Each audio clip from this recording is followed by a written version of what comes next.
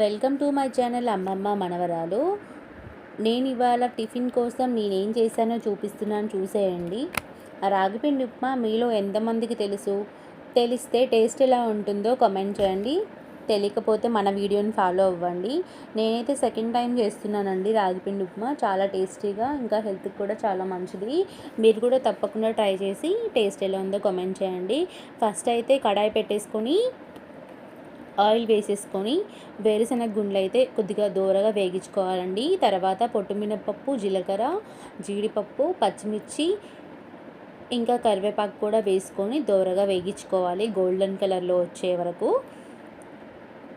తర్వాత మీరు 2 చెంబులు నీళ్ళైతే ఎసురైతే వేసుకుంటున్నాను. నేను తీసుకున్న క్వాంటిటీకి 2 చెంబులు సరిపోతుంది కాబట్టి నేను 2 చెంబులు వేసుకుంటున్నానండి. ఒకవేళ మీకు ఉప్మా అనేది కొంతమందికి లూజ్గా తినడం ఇష్టం, కొంతమందికి గట్టిగా తినడం ఇష్టం కాబట్టి దాన్ని బట్టి మీరు